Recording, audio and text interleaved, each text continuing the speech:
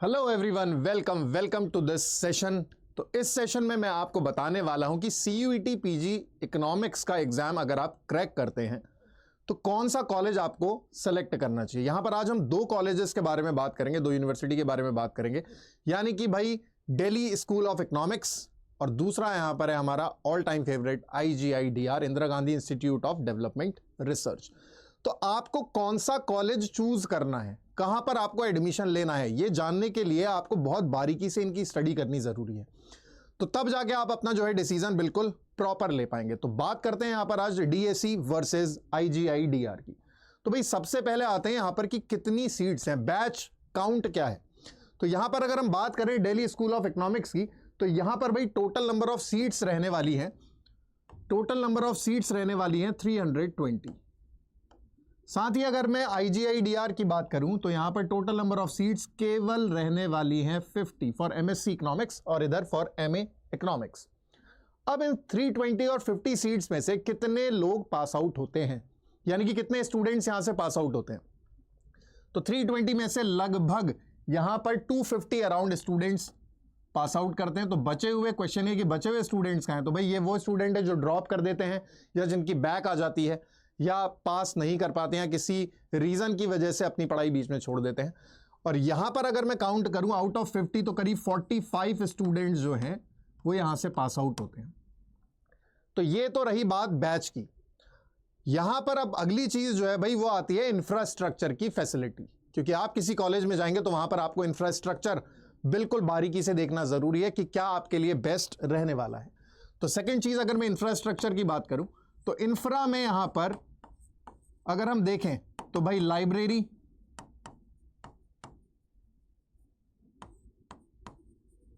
Classroom, hostel, ऐसी तमाम चीजें इंफ्रास्ट्रक्चर के अंदर आती है। तो इन दोनों ही कॉलेज में अगर मैं लाइब्रेरी की बात करूं तो यहां भी लाइब्रेरी बहुत बढ़िया है और यहां भी लाइब्रेरी बहुत अच्छी है। साथ ही क्लासरूम की अगर हम बात करें तो देखिए यहां पर सीट्स जो है वो 320, बैच बड़ा है उसके हिसाब से क्लासरूम यहां पर थोड़े छोटे देखने को मिलते हैं। तो क्लासरूम वाइज में इसको रैंकिंग अगर दूं IGDR के कंपैरेटिवली तो DSE रैंक नीचे कर जाता है, जबकि अगर क्लासरूम की यहां पर बात करें तो यहां पर IGDR इसमें बाजी मार जाता है। अगली बात करते हैं हॉस्टल की। तो हॉस्टल फैसिलिटी भाई DSE में नहीं है। साथ ही अगर हम बात करते हैं IGIDR की तो यहां पर हॉस्टल फैसिलिटी आपको बहुत बढ़िया मिलने वाली है। तो कुल मिला के अगर मैं ओवरऑल बात करूं कि इंफ्रास्ट्रक्चर किसका बेहतरीन है तो वहां पर IGIDR बाजी मार जाता है DSE के ऊपर। साथ ही यहीं पर अगर हम बात करें कि टीचर और स्टूडेंट्स का रेशियो, तो दोनों ही कॉलेज प्रॉपर फैसिलिटीज प्रोवाइड करते हैं, यानी कि टीचर और स्टूडेंट का रेशियो दोनों जगह पर ही बिल्कुल सही है। लेकिन अगर हम बात करें सीट के हिसाब से तो टीचर और स्टूडेंट्स के बीच का जो रेशियो है वो यहां पर भाई IGDR के कंपैरेटिवली नीचे आ जाएगा। तो IGDR में टीचर और स्टूडेंट्स का रेशियो जो है वो बहुत अच्छा देखने को आपको मिलता है, यानी कि पर टीचर जो स्टूडेंट्स हैं, सीट्स कम होने की वजह से यहां पर IGIDR इसमें बाजी मार जाता है। अगली बात करते हैं, बहुत सारे स्टूडेंट के दिमाग में ये क्वेश्चन आता है कि भाई अगर यहां से हम अपना MA इकोनॉमिक्स या MSc इकोनॉमिक्स करते हैं तो क्या पैकेज हमारा मिलने वाला है। तो कुछ पुराने स्टैट के हिसाब से जो अगर हम DSE की बात करें तो DSE का जो पैकेज, मिनिमम पैकेज है भाई वो 17 लाख रुपीज, 17 लाख, और मैक्सिमम की अगर मैं बात करूं तो अराउंड 34 लाख इसका मैक्सिमम पैकेज गया है। और यही अगर हम बात करते हैं IGIDR की तो इसका पैकेज भाई DSE के कंपैरेटिवली थोड़ा सा यहां पर कम देखने को मिला है, यानी कि इसका पैकेज जो है यहां पर वो है 12 लाख से लेके मिनिमम 12 लाख से लेके ये गया है 21 लाख मैक्सिमम।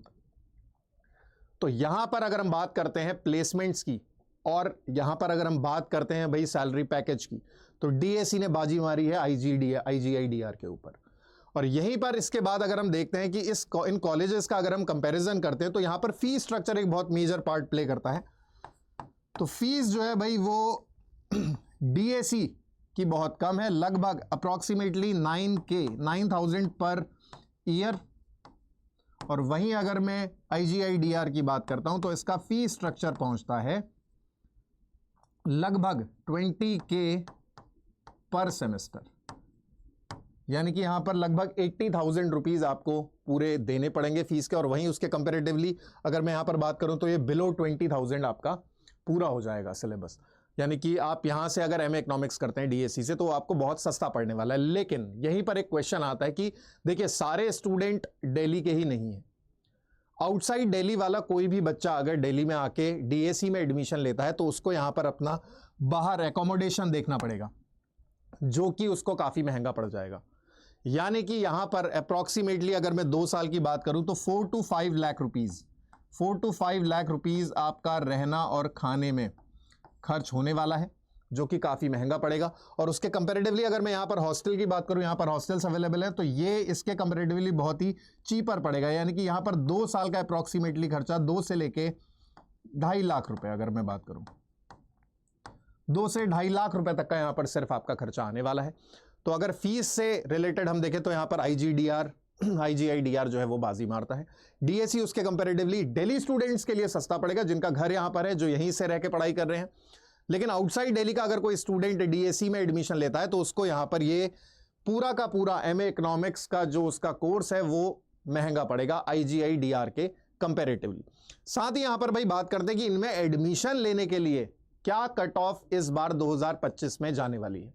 सबसे बड़ा सवाल यही है, क्योंकि इस बार जैसा कि आप जानते हैं कि केवल 75 क्वेश्चंस आपके आने वाले हैं, बिल्कुल सब्जेक्ट बेस्ड आएंगे। और उसके लिए आपका समय जो है वो 105 मिनट से घटाकर सिर्फ और सिर्फ 90 मिनट का कर दिया गया है।